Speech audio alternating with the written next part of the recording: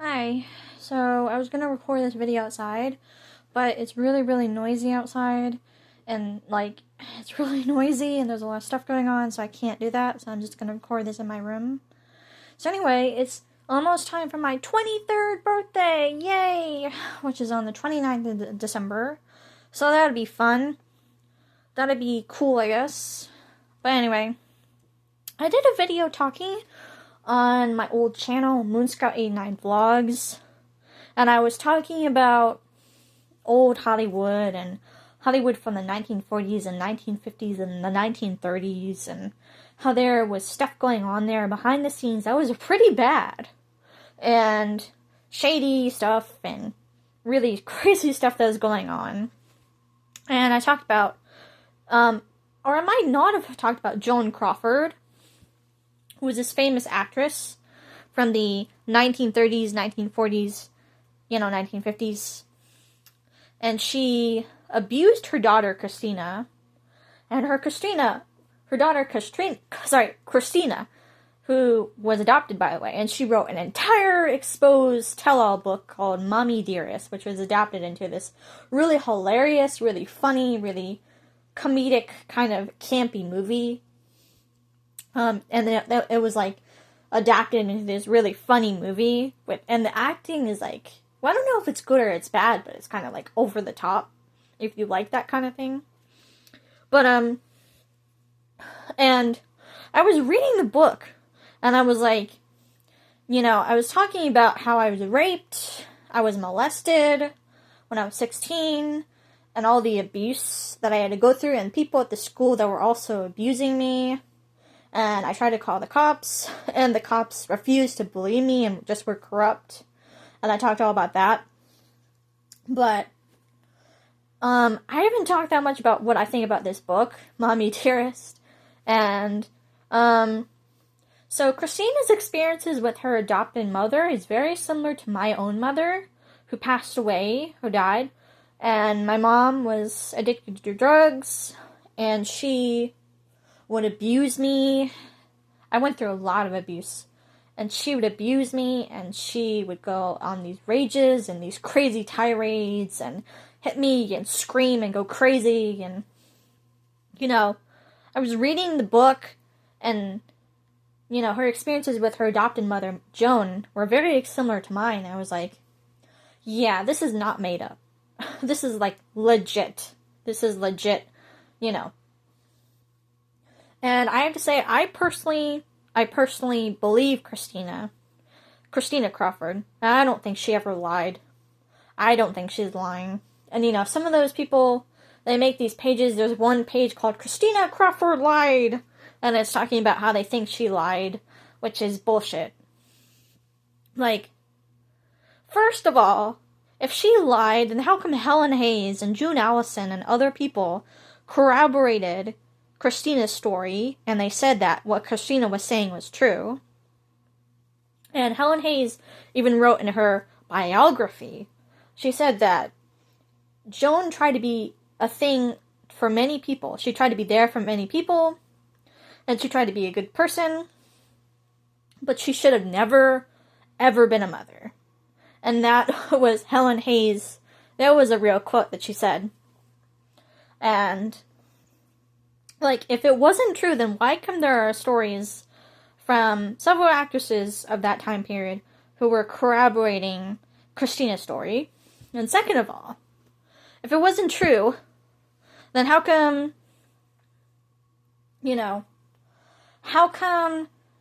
it was talking about child abuse and all this in the 1970s, and this is way before DCF and child abuse services even existed.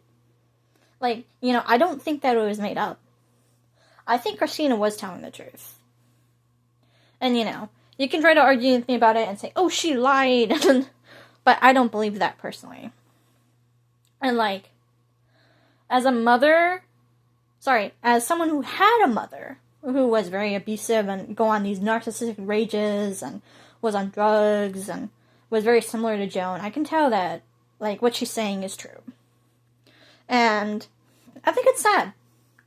I think it's sad that Joan was such a terrible person that she abused her own daughter. and was crazy behind closed doors.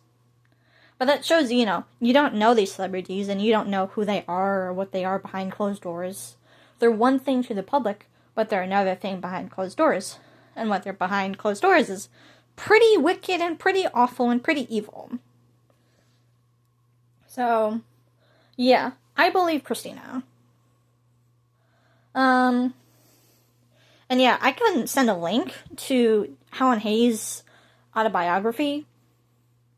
And she talked about how she went to Joan's home, and she said she would vent her rage on the kids, and she was like this narcissistic, like abusive, like alcoholic. And she talked about that in her own like autobiography.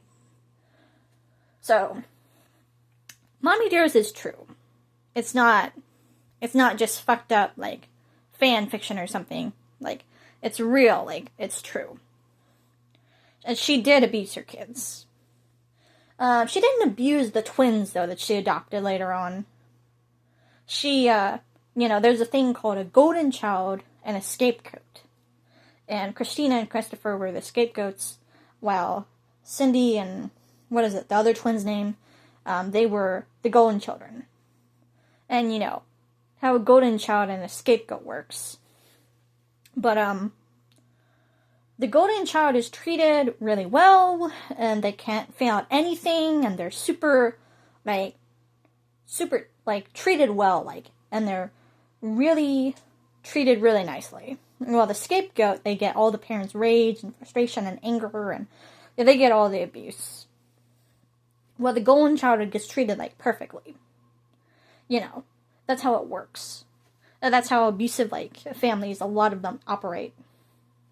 So, I think that's why the twins weren't abused while Christina and Christopher were abused. I think that's why they were treated differently. But anyway. And I think there was another autobiography at the time, or a little bit later, that was in the 1980s. I think it was called My Mother's Keeper by B.D. Hyman. Or what was her name? It was something like that. And it was Betty Davis's daughter. And she was talking about how Betty Davis was when she became an adult, Betty Davis was controlling and narcissistic and not a good person. And it's not really surprising at all. These celebrities, most of them are pretty shit people. And I'm just being honest. Most of them are pretty terrible people. And Joan was a pretty terrible person. And Betty Davis also was a pretty terrible person. And yeah. Maybe they might have been good at acting and playing parts and stuff and being famous. But behind closed doors, they were not good people. And it's not really surprising at all. So yeah.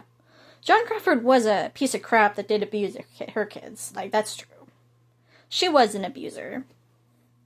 And, and people can say Christina lied all they want, but I don't believe that. I think Christina was telling the truth. Because, as someone who lived with a mother that was very similar, there's no way that she was lying. No fucking way. No way. And, I feel sorry for her, honestly. Her story is really awful.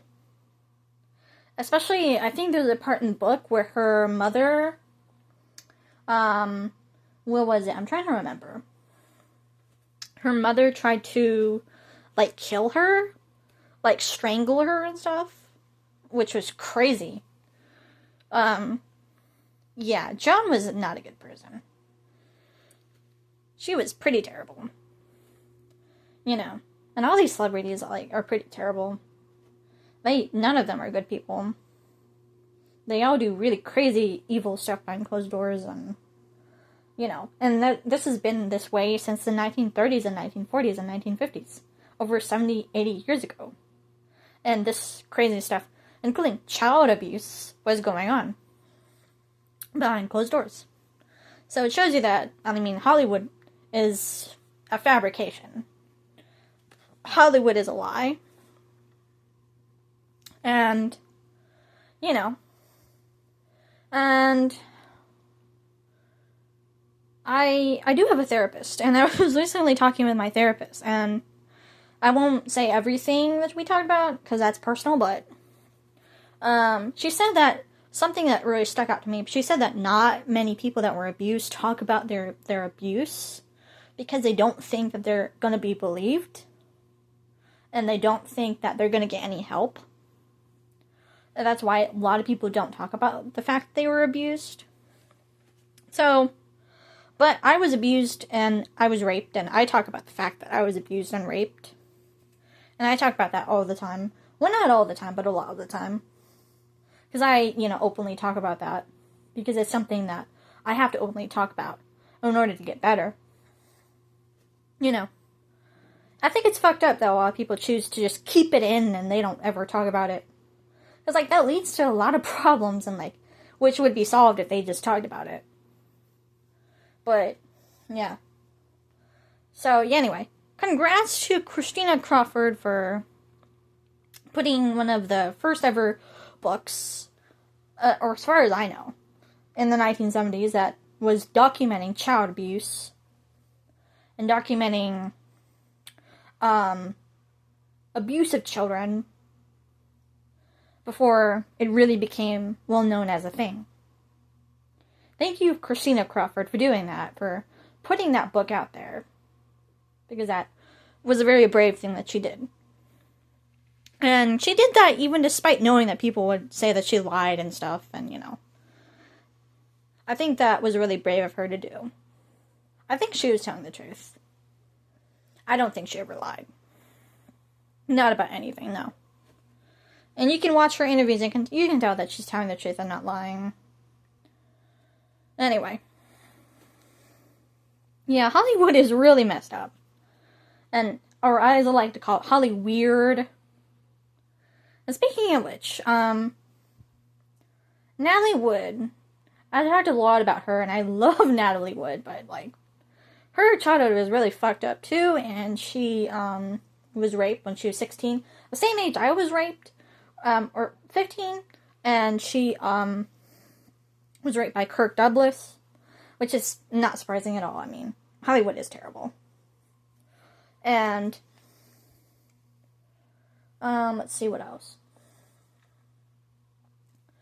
And Natalie Wood, she died tragically. She was scared of water her entire life. And a gypsy, her mother went to a gypsy before she was born, and she told her that she would, be a beautiful, wonderful, famous, a star. The second daughter. She's the second daughter. And of course, Natalie Wood is. And she said, but the gypsy also warned her that, or I think it was a fortune teller, or a gypsy, something like that. Also, some people say that gypsy is a swear word or slang word, or it's inappropriate, but I'm just gonna say it anyway. I mean, I don't mean it in a bad context, so it's fine. But anyway. And I found interesting about Natalie Wood is that she told her mother to be wary of dark water, of deep dark water. And then her daughter ended up drowning on a boating accident, and that's how she died. It's kind of ironic and kind of fucked up, isn't it? Right? Natalie Wood, she died by the very thing that she was afraid of. That is really ironic. And tragic. But anyway. We can talk more about that later. I really like Natalie Wood, though, and my favorite movie that she ever did was Splendor in the Grass,